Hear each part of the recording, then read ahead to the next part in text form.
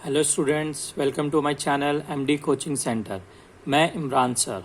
आज हम करेंगे बेटा मोस्ट इम्पॉर्टेंट क्वेश्चंस चैप्टर 2 के। तो बेटा इससे पहले वाले वीडियोस में मैंने क्वेश्चन फर्स्ट टू 18 तक करा दिया है। 2-3 पार्ट हैं उनके, ठीक है। उसका लिंक जो नीचे डिस्क्रिप्शन में दिया हुआ है, तो अगर आप लोगों ने नहीं किया है तो बेटा उसे ज़रूर करना। ये जो इम्पोर्टेंट क्वेश्चंस हैं ये most to most important questions हैं, यानी कि क्लास 10th के मैथ्स में जो चैप्टर सेकंड है उसके अंदर 8 to 10 एक्सरसाइज हैं टोटल। उसमें जो सबसे मोस्ट इम्पॉर्टेंट जो टॉपिक्स हैं, जो क्वेश्चंस बार बार बोर्ड में पूछे गए हैं और कई बार बोर्ड में आया हुआ है, सिर्फ ये सारे वही क्वेश्चंस हैं बेटा। तो अगर आप लोगों ने चैप्टर सेकंड की प्रैक्टिस नहीं करी है या कर रखी है, समझ नहीं आ रहा है, तो बेटा कुछ करने की जरूरत नहीं है। ये जो वीडियोस हैं इनको आप देखो, ये जो क्वेश्चंस हैं इन सबको कर लो। चैप्टर सेकंड पूरा कंप्लीट हो गया बेटा, आपको कुछ करने की जरूरत ही नहीं है और इससे अलग कुछ भी नहीं पूछा जाएगा आपसे, ये मेरी गारंटी है बेटा। अगर हो तो आप कमेंट करना, ठीक है। लेट्स स्टार्ट करते हैं। ये कहता है question 19, arrange in ascending order. आपने असेंडिंग और डिसेंडिंग ऑर्डर के बारे में सुना होगा, ठीक है, जिसको बोलते हैं बढ़ते और घटते क्रम, ठीक है। तो असेंडिंग होता है बढ़ना और डिसेंडिंग होता है घटना। तो इनको हमें बढ़ते क्रम में लिखना है, ठीक है। तो अब यहाँ पे आप कंफ्यूज हो कि इनको लिखेंगे कैसे। ये तो पहली बात तो रूट है, बच्चे तो रूट को देख के डर जाते हैं। डरना नहीं है बेटा रूट को देख के, ठीक है। ये भी तो एक क्वेश्चन है ना, हो जाएगा। तो ये आपके पास क्या है, √2, √3 एंड √5। तो बढ़ते क्रम का मतलब होता है, असेंडिंग ऑर्डर का मतलब होता है पहले सबसे छोटा, फिर उससे बड़ा, फिर उससे बड़ा। क्लियर। तो यहाँ पर क्या है, तो हमें समझ ही नहीं आ रहा कौन सा छोटा कौन सा बड़ा। अगर हम इसे सबसे छोटा मानेंगे तो पावर 3 है, इससे मानेंगे इससे बड़ा तो यहाँ पे पावर ही नहीं है, और यहाँ पे 6 है, ठीक है। तो बेटा यहाँ पर कुछ नहीं है, तो इसका मतलब ये पावर 2 है यहाँ पे। क्लियर। कैसे, जब अंडर रूट के अंदर में जब जोड़े बनते थे तो हम जोड़ों से बाहर निकालते थे ना, इसका मतलब 2 होंगे तो भी ये बाहर निकलेंगे, तो इसका मतलब पावर यहाँ पे 2 है। क्योंकि यहाँ पे 3 है तो इसका मतलब अंदर वाले के आपको फैक्टर करने हैं तो 3 फैक्टर होंगे तो ही वो बाहर आ सकता है। क्लियर है ना। तो यहाँ पर क्या मानेंगे, यहाँ कुछ नहीं है तो बेटा हम यहाँ पे 2 मानेंगे। क्लियर है, ठीक। अब हमें इनको इक्वल करने के लिए पहले इनका एलसीएम लेना होगा। एलसीएम किसका लेंगे, इन पावर्स का, ठीक है। करते हैं। तो पावर क्या है आपके पास, 3, 2 और 6। पावर इनका को हम बोला 3 का, 3 एकम 3, 2 और 3 आपके पास क्या हो जाएगा, 2 जा 6। 1 ऐसे उतरेगा, 1 और 1 आपके पास क्या आया, 3 इंटू में 2। आपने क्या देखा, एलसीएम कितना आ गया, 6 आ गया। क्लियर है। अब एलसीएम जब आपके पास 6 आया है तो अब हम क्या करेंगे, आपको पता है इस 6 को ये 3 से डिवाइड करेंगे। तो अब आप 6 को 3 से करो तो कितना आएगा, 2। उस 2 को हम अंदर वाले से मल्टीप्लाई करेंगे। क्लियर। तो आपके पास क्या आ जाएगा, ये 3, 2 की पावर 2, 2 इंटू 2 यानी अंडर रूट में आपके पास कितना आ गया, 4। अब यहाँ पे 3 था ना, तो 3 की जगह 3 को जो 6 कॉमन लिया था उससे हमने इसको डिवाइड किया तो हमारे पास 2 आया। तो अब हम सबकी पावर क्या करेंगे, इक्वल करेंगे। तो यहाँ 3 नहीं आएगा बेटा, यहाँ पे 6 आएगा, ठीक। तो यहाँ भी क्या हो जाएगा, 6 हो गया। क्योंकि अंडर रूट इक्वल करना है ना, तभी तो पता चलेगा कौन है कौन नहीं है। अब सेकंड में, नेक्स्ट में 3 पावर 2 है, तो अगर हम 2 से डिवाइड करेंगे तो यहाँ कितना आएगा, 3। तो ये अंदर में चला जाएगा, इसकी पावर 3 की पावर 3 और यहाँ पे आपके पास 2 था, सॉरी 6 हो जाएगा, यहाँ पे सारी जगह 6 हो जाएगा। तो यहाँ पे क्या हो जाएगा आपके पास, पावर 6, 3 इंटू में 3।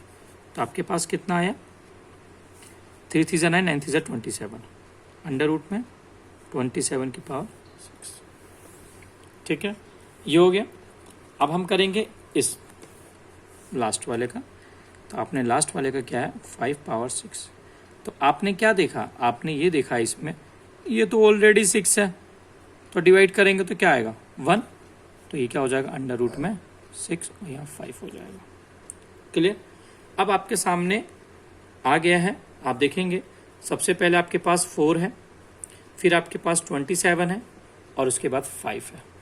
तो अगर हम इनको असेंडिंग ऑर्डर में लिखेंगे तो असेंडिंग ऑर्डर में कैसे आएगा, आपको पता है ना, असेंडिंग का मतलब पहले सबसे छोटा, तो आप यहां लिखेंगे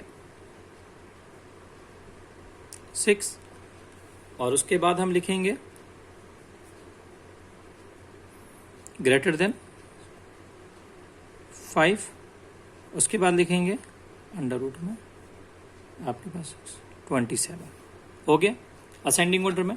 लेकिन ये तो एक्चुअली में थे नहीं, हमारे पास क्या था, ये पॉइंट्स थे। क्लियर? तो इसमें आप देख सकते हो ये किसके पास आया था, ये वाला।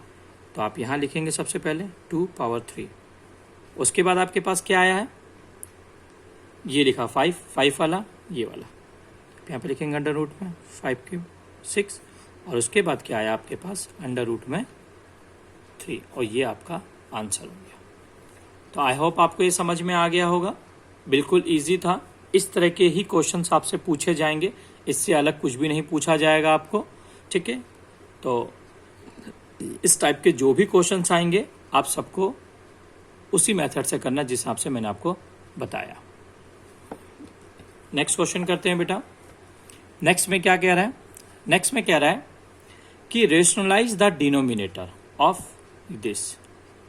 अब डिनोमिनेटर क्या होता है, ऊपर वाला बेटा आपका नोमिनेटर होता है और नीचे वाला आपका बेटा डिनोमिनेटर होता है। जिसको आपने सुना होगा ये आपका अंश होता है और ये आपका हर होता है। हिंदी में बोलते हैं हरों का परिमेयकरण। क्लियर? तो अब आपको डिनोमिनेटर को करना है रेशनलाइज करना है, यानी डिनोमिनेटर को ही ऊपर नीचे आपको मल्टीप्लाई करना है, ये कहता है वो। तो देखते हैं, करते हैं। आपके पास है √2 प्लस में 5 अपॉन में √2 माइनस में √5। अब आपको क्या करना है, रेशनलाइज करना है ना। तो रेशनलाइज का मतलब होता है कि आप नीचे वाले को, क्योंकि डिनोमिनेटर बोला है तो नीचे वाले को ऊपर नीचे मल्टीप्लाई करेंगे √2। अब ये क्या है, माइनस, तो साइन चेंज हो जाता है बेटा। माइनस होगा तो प्लस लगाएंगे, प्लस होगा तो माइनस लगाएंगे। क्लियर? अब यहां हो गया √5 अपॉन में √2 प्लस में √5। क्लियर एकदम?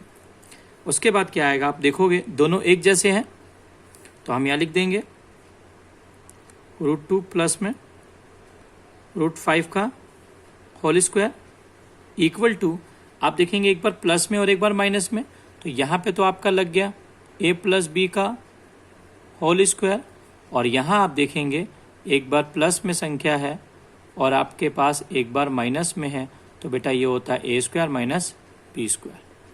ठीक है, a² माइनस b²। तो यहाँ पे हो जाएगा आपके पास √2 का स्क्वायर और माइनस में आपके पास हो जाएगा √5 का स्क्वायर हो जाएगा। क्लियर? तो यहाँ पे आइडेंटिटी लगेगी।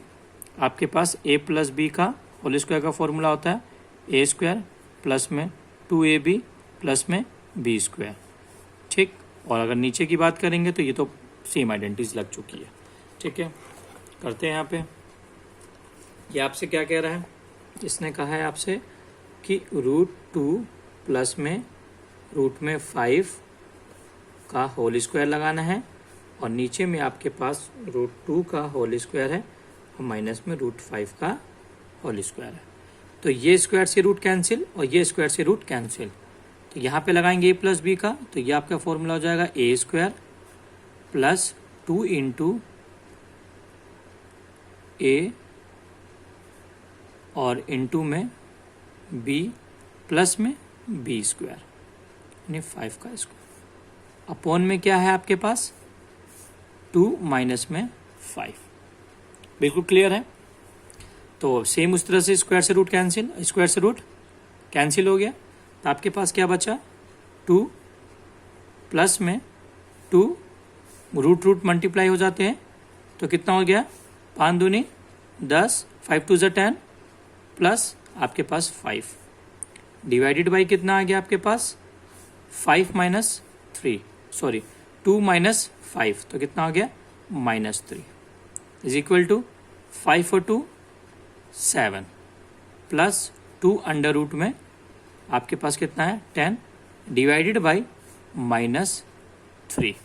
ठीक है, तो ये बेटा आपका यहाँ पे आंसर हो गया। हमने रेशनलाइज द डिनोमिनेटर कर दिया। अगर यहाँ पे बेटा रूट आता तो हम फिर से उसको दोबारा करते हैं, लेकिन ये रूट में नहीं आया ना, इसलिए इसको यहीं पे छोड़ देंगे। ठीक है, ये आपका आंसर हो गया। नेक्स्ट करते हैं बेटा। नेक्स्ट में भी यही कह रहा है कि रेशनलाइज द डिनोमिनेटर। क्लियर, जैसे उसमें करना था तो इसी को ऊपर नीचे मल्टीप्लाई करेंगे, बहुत ईजी है। ठीक है, तो यहाँ लिखेंगे 1 में √2 माइनस √3 मल्टीप्लाई बाई ऊपर होगा ऊपर नीचे √2 प्लस में माइनस का बचा क्या हो जाएगा प्लस √3 √2 प्लस √3।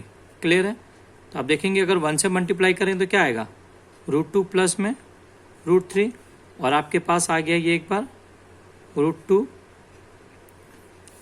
यहाँ आइडेंटिटी लगा देंगे, चूंकि a प्लस बी और a minus b is equal to a² minus b²। ये आइडेंटिटी बताई थी ना मैंने जस्ट अभी ऊपर में। ठीक है, तो यहाँ पे लगाएंगे a² माइनस में √3 का b²। तो यहाँ पे आपके पास हो जाएगा √2 प्लस में √3 अपॉन में ये स्क्वायर से कट जाएगा। ठीक है, तो यहाँ से इसको काट देंगे, यहाँ से इसको काट देंगे। क्लियर है, तो आपके पास 2 माइनस में 3 आ जाएगा। तो अब यहाँ लिखेंगे हम इसको √2 प्लस में √3 अपॉन में -1 आएगा। तो बेटा माइनस में है तो इसकी वैल्यू आपको रखनी है, तो -√2 प्लस में √3 अपॉन में 1, ये आपका यहाँ पे आंसर होगा। तो आई होप आपको बेटा ये क्वेश्चंस पूरे समझ में आ गए होंगे। मैंने रेशनलाइज द डिनोमिनेटर और असेंडिंग ऑर्डर कराया है आज आपको। ठीक है, इससे डिफरेंट कुछ भी नहीं आएगा, इससे अलग कुछ नहीं आएगा आपके पेपर में। चैप्टर 2 से जो क्वेश्चंस आएंगे वो यही सारे आएंगे और ऐसे ही आएंगे बेटा। ठीक है, डरना नहीं है, कुछ नहीं है, मैथ बहुत आसान है मैथ्स बेटा। ठीक है, तो आई होप आपको ये वीडियो अच्छी लगी होंगी और सारे क्वेश्चंस आपको समझ भी आए होंगे। तो हमारे नेक्स्ट वीडियो के लिए हमारे चैनल एमडी कोचिंग सेंटर को लाइक शेयर एंड सब्सक्राइब जरूर करें और बेटा कमेंट करके बताएं कि आपको ये वीडियो कैसी लगी। Thank you.